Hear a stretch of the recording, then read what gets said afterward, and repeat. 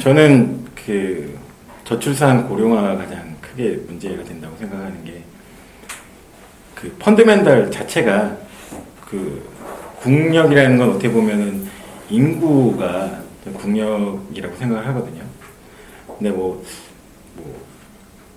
인구가 주는 거에 대해서 그렇게 좀 심각하게 생각하지 않는 분들이 꽤 있더라고요. 근데 뭐 되게 희망적으로 얘기를 하시는데 사실 이제 2020년도 되면 우리나라 뭐 다른 국가보다는 조금 고령화 속도가 좀 늦긴 하지만 그거는 어떻게 보면 베이비 부모 세대가 그 다른 외국보다는 좀 더 늦었잖아요. 그래서 오는 거기 때문에 뭐 그거는 일단 제쳐두고 얘기를 하면 2020년 이후로 계속 인구가 주는데 그 연세 많으신 분들 많고 그렇게 되면 그 사회 자체가 좀 활력이 떨어진다고 해야 되나? 그 활동성이나 아니면 경쟁력이 좀 떨어진다고 생각을 해요. 그거에 대비해서 제 주위에도 그렇지만 이렇게 애를 이렇게 한 명밖에 한 명, 두 명 많이 나면 한 2명 정도 낳는데 그 인구 대체율이라고 해서 2명 이상은 낳아야 되는데 그거를 못 따라가기 때문에 저출산이 또 심각하고 그렇게 하다 보면은 고령의 인구들은 늘어가는데 그거를 먹여 살려야 되는 어떤 젊은 층의 인구는 줄기 때문에 그거에 대한 대비를 좀 중장기적으로 해야 되는데 정부 정책들을 뒤져보면 뭐 예전 10년 전이나 뭐 20년 전이나 크게 달라진 건 없는 것 같아요. 그게 가장 큰 문제지 않을까 생각을 합니다. 그럼 이 저출산 고령화에 대한 대안이라고 하면 어떤 게 있을 수 있을까요? 쉽게들 뭐 애를 많이 낳아야 된다 이렇게 얘기를 하시는데 그거는 뭐 당연히 많이 낳긴 해야 되지만 근본적으로 좀 경쟁력이 좀 있어야 된다고 생각을 해요. 우리나라 그 앞서 얘기하셨지만 산업 경쟁력이 이렇게 많이 떨어졌잖아요. 일은 많이 하지만 일하는 시간은 많지만 그거에 대비해서 어떤 부가가치를 창출할 수 있는 능력은 많이 떨어지더라고요.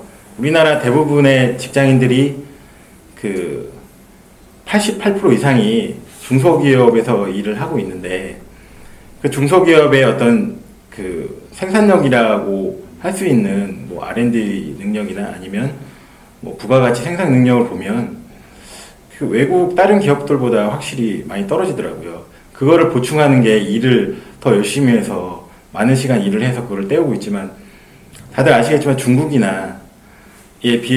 이제 그것도 밀리기 때문에 그거에 대한 대비를 해야 되지 않나. 예, 저는 한국이란 나라가 정보가 걸러지지 않는다는 게 가장 근본적인 저는 문제라고 생각을 하는데요.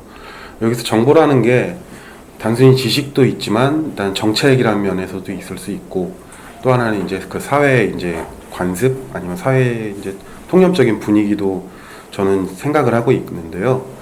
뭐 예를 들어서 이제 일자리 정책 같은 경우에 정책이 정보가 잘못되면 일단은 양질의 일자리를 만들어내지 못하거든요. 그렇게 되면 실제로 있었지만 공공 부분의 일자리를 만약 늘리게 되면 이런 정책을 잘못 쓰게 되면 결국 양질의 일자리는 나오지 않고 그런 와중에 공공 부분이 비대해져 버리면 사람들이 이제 선택을 이쯤 되면 거의 강요받는 수준까지 오게 되거든요. 자기가 뭔가를 해서 새로운 일을 해서 돈을 버는 게 아니라 안정적인 일자리를 찾아서 왜냐하면 어쩔 수 없거든요. 먹고 살려면. 그러니까 이런 식으로 정보가 걸러지지 않는 현상 원래 언론이나 지식인들이 이런 걸 해줘야 되는데 근본적으로 그런 게 안 되다 보니까 엉터리 정보 지식이 됐든 뉴스가 됐든 정책이 됐든 이런 게 양산이 되면서 사람들이 먹고 살기 위해서 뭐 물론 그런 이익을 노리기 위해서 이번처럼 하는 사람도 있지만 대다수의 사람들은 어쩔 수 없이 먹고 살기 위해서 선택을 강요받는 것이 쌓이다 보니까 이런 사태까지 오지 않았나 저는 그런 생각이 요즘 하고 있습니다. 그런 문제를 해결하기 위해서 혹시 어떤 구체적인 방안 같은 걸 생각해 보신 게 있으신가요? 근데 지금 이런 지형상에서는 언론이 사실상 제4의 권력이라고 할 수 있는데 그런 역할을 지금 전혀 못 해주고 있거든요. 이런 상황에서 솔직히 저는 지금으로선 딱히 방법이라는 게 떠오르지 않는 게 지금 해줘야 될 사람들이 못 해주고 있기 때문에 지금 우리 이런 것처럼 시민공부방이나 아니면 다른 또 모임들이 있을 거란 말이죠. 했을 때 지금 이제 우리가 정보통신혁명을 살면서 손안에 지금 다 하나씩 스마트폰이라는 기기를 갖고 있고 이러면서 이제 단순히 정보 수용자에서 이제 정보 생산자까지도 갈 수 있거든요. 그래서 지금으로서 할 수 있는 것은 우리가 이제 올바른 정보를 최대한 우리 스스로가 점점 이제 뭐 넓게 깊게 이제 많은 사람들과 공유하는 것부터 시작하는 게 지금으로서 할 수 있는 게 아닐까 생각합니다. 저는 지금 적폐청산이 우선시돼야 되지 않을까 생각을 하거든요. 일단 과거부터 그 부역자들에 대한 처단이나 이런 게 없었기 때문에 그 4.19나 87년이나 하고 나서도 그 지금 부역자들 자체들은 그대로 남아서 기득권을 유지하고 있고 그거를 겪은 세대들도 아니 내가 나가서 뭘 했을 때 분명히 그 순간에는 됐지만 그 이유가 아무것도 없이 그냥 원래대로 갔다고 보여지면 다시 지금 이 촛불이 만약에 꺼졌을 때 이후에 사람들이 나와서 이거를 할 수 있을까? 왜? 내가 그렇게 안 해도 잘못하게 살아도 나는 잘 먹고 잘 살 수 있는데라는 이거를 지금 이 시점에서 끊어주지 않으면 계속해서 이런 것들이 반복될 수 있을 것 같아서 그런 부분을 먼저 청산을 해주지 않으면 정치개혁이라든가 이런 게 이루어질까라는 생각을 합니다. 그러니까 제가 그 부분에서 분명하게 제가 그걸 짚고 넘어가고 싶은 것 중 하나가 우리가 기득권이라고 얘기는 많이 하지 않습니까? 근데 솔직히 그들은 분명히 실체가 있어요. 근데 우리는 한 번도 그들에 대한 실체를 구체적으로 언급을 안 하는 것 같아요. 또 실제로 많은 숨어있는 분도 분명히 있고 우리가 인지하지 못하는 사이에 나라의 국부를 들어먹는 괜찮겠죠. 뭐 놈들이란 말이 요건 아니니까 놈들이 있거든요. 근데 우리에 보이는 건 그냥 가시적이지 않습니까? 솔직히 뭐 언론도 한 패죠. 이렇게 해놓고 얘기해서 한 패죠. 기업은 당연히 한 패죠. 그 다음에 재벌 이제 매세들 해외에서 놀고 있는 검은머리 한국인들 온갖 어떤 재산을 갖다가 비정상적인 방법으로 축적하신 분들 지금 그들 땅땅 뭉쳐서 지금 대한민국을 지금 들어먹으려고 하고 있는데 우리는 별로 그에 대한 대비책이 제가 보기에 없는 것 같아요. 그러니까 야당도 지난번에 그 삼성 그 청문회 한 거 보셨죠? 말을 올리더군요. 그러니까 물론 당연하게 예의를 차려야 되겠죠. 근데 이제 한 짓에 비해서 그게 여당이든 야당이든 대놓고 못한단 말이에요. 어디에서는 미치겠죠? 자기 정치 생명줄하고 관련되겠다고 분명히 생각할 거고. 그러니까 정당하지 못한 언론하고 싸우는데도 한 발 항상 물러서고, 물론 정당하지 못한 방식으로 국회의원이 되었는지 그건 알 수는 없겠지만, 그러니까 이게 개혁 대상과 그 다음에 개혁을 해야 되는 사람이 한 몸이잖아요, 지금. 구분되어 있지 않고. 그럼 지금 이제 소장님이 결국 이 이순신 프로젝트를 출범시킨 것도 새로운 정치 세력을 요구해서 했던 거고. 그들이 빨리 성장을 해서 그들과 대등한 싸움이 가능해야 되지 않습니까? 근데 솔직히 그 방법은 많은 사람들이 저희 국민도 그렇고 여기 앉아 계신 분도 그렇고 좀 답답함을 느끼시지 않습니까? 저들은 몇십 년간 그 토대를 쌓아왔는데 몇 년 만에 그게 가능하다고 분명히 생각하지는 않으셨을 거라고 저도 생각합니다. 하지만 조금이라도 더 이렇게 깨부수려고 하는 그런 노력을 보여야 된다. 누군가는 보여야 되고 그 흔적이 계속 강해져야 된다. 네. 좀 힘내셨으면 적폐 좋겠어요. 청산에 대해서 혹시 구체적인 뭐 방법이나 이런 거 생각하신 게 있나요? 일단은 그 국회 쪽이 어차피 법을 만드는 데가 국회니까 지금 그 시민들이 촛불이 국회 쪽을 향해야 된다고 생각을 하거든요. 그러니까 이런 부분들을 우리가 지금 상황에서는 직접 할 수 있는 부분이 아니니까 그런 법을 만들 수 있게끔 계속 국회를 압박한다거나 그리고 청와대 쪽은 어차피 지금 그 탄핵돼서 아직 그 들어가 있긴 하지만 그쪽 부분은 그냥 잠시 보류해 두고 그 사람이 지금 뭘 할 수 있는 부분은 많지 않으니까 이제 그거를 할 수 있는 헌재 쪽이나 국회 쪽. 그러니까 저는 국회 쪽에 많은 부분을 좀 압박을 가할 수 있는 어떤 일들을 좀 해야 될 것 같은데 그게 시민 한 사람으로 할 수 있는 건 아니고 지금 이 촛불 자체가 아직은 살아 있으니까 지금 현재 당장 할 수 있는 부분은 그거라고 생각을 합니다. 많은 사람들이 국회 쪽으로 더 압박을 할 수 있는 그리고 그 어떤 법을 만들어야 될지는 시민 스스로가 좀 더 생각을 해서 의지를 모아낼 수 있는 이런 것들이 필요하지 않나 생각을 합니다. 일자리 문제가 아닐까 싶어요. 일자리 문제요. 예, 우선은 주변에도 보면은, 그러니까 우선 우리가 흔히 보면은 주변을 가장 많이 인식을 하게 되고 주변에서 많이 그 사례를 찾게 되잖아요. 근데 제 주변에를 봐도 뭐 예전에는 대학을 나오면은 그래도 자기가 혼자서 벌어먹고 살 수 있는 직장을 구해서 저축도 할 수 있고 그 다음에 뭐 부모님 용돈도 드리고 자기 혼자의 생활을 충분히 할 수 있었는데 지금은 대학을 나와도 취직을 하기가 정말로 하늘의 별 따기인 세상이 왔어요. 근데 그게 점점 더 힘들어지는 거고요. 제가 2014년도에 어느 그 자료를 봤는데 우리나라 뭐 연대, 고대 이런 데를 나와도 정규 취업할 수 있는 그 취업자 수가 40%라고 밖에 안 나와 있더라고요. 그럼 그 이후에는 어쨌든 취업을 제대로 못 한다는 거잖아요. 아니면 정식적인 일자리가 아니고 비정규직이라든가 임시 일자리라는 건데 과연 그 부모들이 그 자식들한테 그 잠깐 동안 일할 수 있는 일자리를 갖다 얻게 하려고 진짜 등골 휘게 대학을 보낸 건지 그건 아닐 거란 말이에요. 우선은 먹고 살기 위해서 직장도 다니고 배우고 키우고 사람들이 가장 근본적인 문제인데 그 먹고 살 수 있는 근본 일자리 자체가 해결이 안 되는 거가 어떻게 보면은 지금 현재 우리나라에서 가장 큰 문제가 아닌가 그런 생각이 들어요.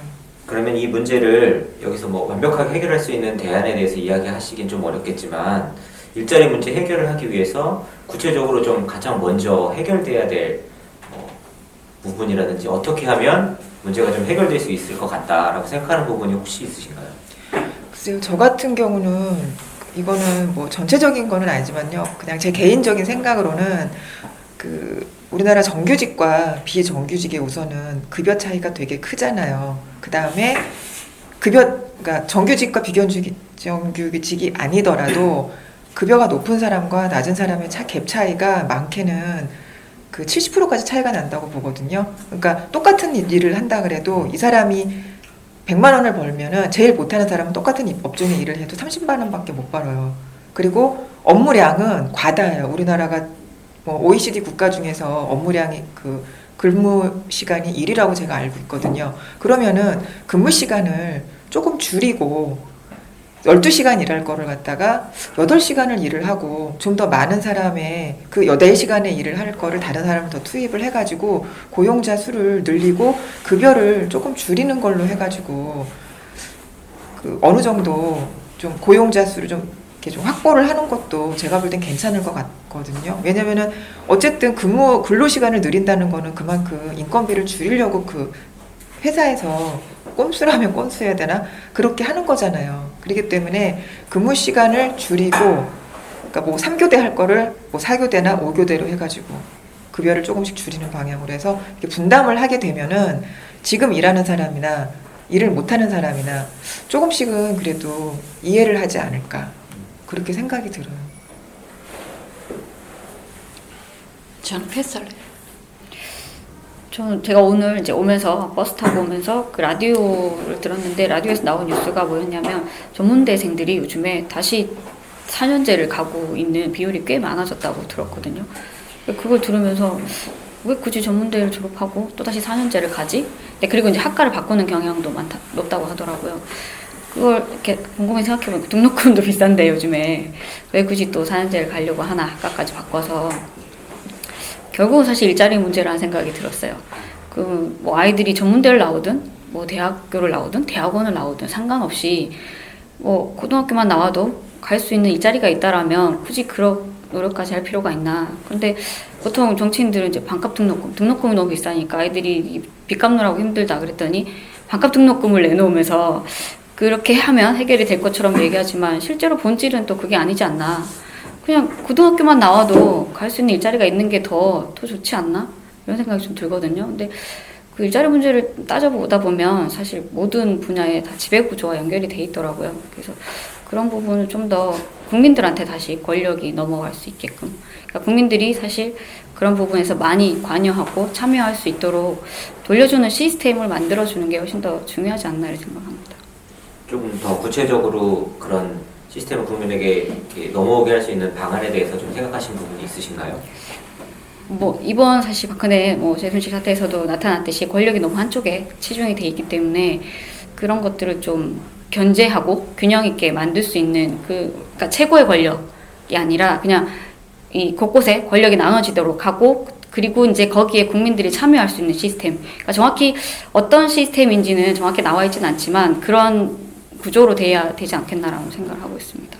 정치를 특별한 사람들이 하는 게 아니라 누구나 국민 누구나 정치를 할 수 있는 시스템을 만들면 되죠. 예를 들어 독일처럼 그렇죠. 그 다당제나 이런 것들, 그러니까 의원 내각제. 네, 정치의 시스템, 의원 내각제. 그렇죠. 그래서 우리나라는 지금 양당제잖아요. 양당제다 보니까 이 정치는 특수한 사람들만 하는 것, 뭐 국회의원 이런 것들로 이어지는데 그냥 모든 저처럼 평범한 주부들이 아니면 평범한 대학생들이 평범한 직장인들이 누구나 정치에 정치가 하고 싶은 사람이면 특정한 검증 절차나 이런 것들을 통해서 정치를 할 수 있는 이런 시스템을 만들면 사실 지금의 우리나라의 정치 이런 사태들은 일어나지 않고 조금 더 민주적이고 정의로운 국가가 되지 않을까? 아닌가요? 이제 그 권력이 분산돼서 정치 시스템이 돌아가는 게 가장 이상적인데 현재 단계에서 의원내각제를 주장하는 세력이 지금 이 새누리당의 일부 세력이 있기 때문에 단계적으로 봤을 때는 나중에 우리가 그쪽으로 가는 게 맞지만 현재 그거를 얘기하는 게 좀 오해를 할 수는 있을 것 같습니다. 제가 얘기하는 의원 내각제는 그 일부 의원들이 생각하는 그 의원 내각제는 아까 아니에요. 제가 말씀드린 것처럼 의원내각제 그러는 것도 있지만 네. 과거 옛날 장면 정부 때 그걸 했죠. 그죠? 한번 했는데 일단 의원내각제가 하나는 최근의 사태처럼 네. 국민의 뜻에 반하지 않을 경우 제대로 못할 경우 언제든지 국회 해산을 할 수가 있고 총리를 바꿀 수 있다는 거죠. 그게 이제 아까 말했던 권력은 국민에게서 나온다는 게 가장 반영되지 않느냐. 네. 그 위에 이제 갖다 붙여서 우리 쪽을 맞게 하는 거는 얼마든지 할 수 가능하지 않느냐. 물론 독일식 그대로 오는 건 또 문제가 있다고 하지만 그럼요. 국민의 권력을 그대로 반영을 해야 된다는 자체가 가장 중요하지 않죠. 지금처럼 5년 동안 임기에 있고 싫어도 국회의원 4년을 해야 된다는 거는 아니지 않느냐는 거죠. 예. 국회의원도 한 3번 정도만 할 필요가 있는 것 같아요. 다 뭐 이렇게 아니 사실 지방자치단체장은 3번밖에 못 하잖아요. 근데 국회의원은 한 40대 국회의원 되면 70대까지 국회의원 하시는 뭐 6선 가장 많이 하신 분이 몇 선이죠, 우리나라에? 그런 분들은 직업이 정치인이에요. 우리 직업란에 적으려면 정치인, 국회의원으로 적어야 될까 봐요. 그러니까 사실 이게 직업 정치인이 아니라 정말 생활 정치인으로 바꿀 필요가 있다고 생각해요. 우리나라에도 인식이. 샌더스 보니까 한 10선 정도 했더라고요. 그러면 자기의 그 평생 절반이 아니다. 평생 지금 정치인으로 살았네. 그 정치나 예를 들어 헌법, 정치 체제나 헌법을 우리가 거론하는 이유가 결국은 국민의 행복한 삶이 보장돼야 된다라는 것 때문에 다 필요한 거 아닙니까? 그런 차원에서 아까 말씀하신 어떤 기득권 해체가 선결이 되어야 될 것 같고요. 그 다음에 덧붙여서 지금 필요한 게 아무튼 특수한 상황이긴 하지만 우리나라는 어떤 평화 체제를 구축하는 그런 쪽에 좀 정책들이 나와줘야 된다. 왜냐하면 지금까지 이제 그 어떤 북한과의 대결 구도 속에서 반대파를 그 몰아붙이는 방법으로 북한을 많이 이용해 왔단 말이죠. 종북으로 몰아붙였어요. 그렇죠. 그러니까 빨리 평화 체제를 구축하는 그런 개념을 가진 그 정치 세력이 나와서 이제 그런 게 악용되지 않도록 하는 게 필요할 것 같고요. 그러니까 궁극적으로는 이제 그런 걸 통해서 어떤 복지 국가를 만들어서 사람들의 어떤 행복한 삶이 보장되는 국가가 되어야 되지 않겠나 그런 생각을 합니다. 저는 정치 세력이 나오길 기다리는 것은 사실 우리가 누군가가 와서 내 삶을 바꿔줄 거야. 이게 메시아를 기다리는 건 똑같다고 생각해요. 우리 국민 스스로가 내가 대안이 되고 내가 그런 사람이 되어야 된다고 생각해요. 그렇죠. 지금 촛불을 들고 나가는 게 중요한 게 아니라 내가 원하는 대한민국은 어떤 나라인지 고민하고 내가 할 수 있는 일에서 어떤 것들을 할 수 있을까 고민하는 지금의 이 시점이 그런 고민을 해야 될 때라고 생각해요. 누군가가 제 삶을 바꿔줄 거라 더 나은 삶을 줄 거라라고 그런 것들은 안 하고 지금 자기 자리에서 최선을 다해서 자기의 대안을 모색하고 찾아가고 이런 대안을 가진 사람들 그리고 이런 고민을 하는 사람들이 모아서 모이는 것들 그런 것들도 가장 중요한 저희가 가장 시급한 문제라고 생각해요. 근데 그런 어떤 정치적인 자각이 이렇게 표출될 수 있게 된 것도 사실 이런 촛불혁명 같은 어떤 이벤트가 있었기 때문에 그럼 결국에 우리가 이제 더 자신감을 가질 수 있게 된 것 같습니다. 사실 그런 자각은 있는데 고마워해야 되네. 먹고 살기 힘들어서 사실 먹고 살기 힘들어서 뭐 이렇게 안으로 죽이고 있는 경우도 있어요. 뭐 저 역시도 그냥 평범하게 살다가 그렇죠. 대부분 그렇죠. 저도 뭐 이게 공부하게 나오게 된 이유는 뭐 세월호나 이런 것들을 보면서 이게 내가 너무 이렇게 내 자신을 위해서 살아서는 안 되겠구나. 뭐 이렇게 해서 나오게 된 케이스기도 하거든. 이렇게 공부하게 된 케이스기도 하거든. 저는 봤을 때 최근에 일본에 갔다 왔는데요. 일단 가기 전에 유튜브를 통해서 일본의 반응을 좀 봤는데 일본 사람들 굉장히 한국 사람들 다이내믹하게 보니까 과연 우리가 총리가 잘못했을 때 이렇게 할 수 있겠느냐. 유교적인 문화에서 한중일 나라가 있는데 지금 중국은 공산주의이기 때문에 감히 못하죠 그렇게. 일본인들 볼 때 부러워하죠 우리를.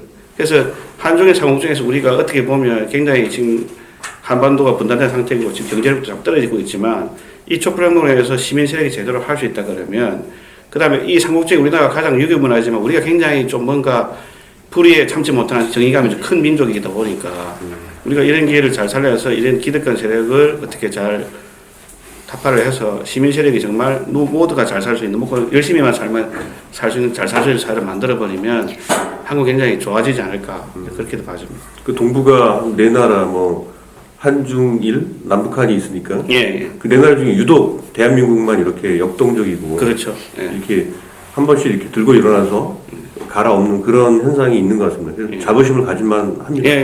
갈아엎긴 했지만 성공한 결과를 사례는 아직까지 없어요. 한 번도 성공한 적이 없었기 때문에 정말 민중이 국민이 제대로 된 세상을 바라본 건 없어요. 사실 이번 계기로는 정말 그런 세상을 만날 수 있는 계기가 됐으면 해요. 됩니다. 예.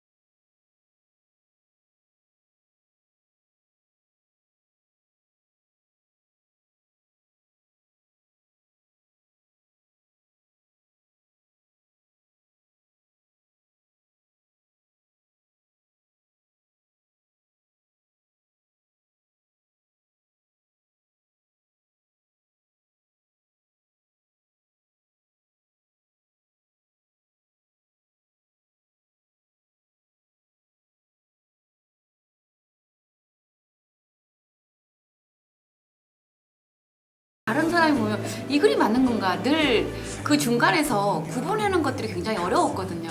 근데 정책 아카데미를 통해서 사실 그걸 지금 제가 정확히 구분할 수는 없지만 하지만 이게 정말 진보라고 주장하는 사람들이 이게 정말 진보인지 아니면 정말 호황된 건지 그런 것들을 구분하는 그 눈은 그리고 그런 해안을 보는 것은 제가 확실히 나아진 것 같아요. 그래서 그리고 뭐 여러 가지 논란들이 많아요. 뭐 기본소득이니 여러 가지 이런 것들이 많은데 사실 그런 것들이 뭐가 핵심인지 뭐가 중요한 건지 이런 것들을 정확하게 구별할 수 있고 제가 진지하게 고민해 볼 수 있는 이런 자리, 그리고 저 혼자만의 고민이 아니라 저와 비슷한 생각을 가진 사람들이 함께 할 수 있어서 굉장히 의지가 되고 힘이 되고, 또 정책 아카데미를 통해서 제가 더 나은 세상을 보는 눈, 그런 것들이 길러져서 좋습니다. 그래서 사기분들도 많이 오셔서 저희와 함께 했으면 합니다.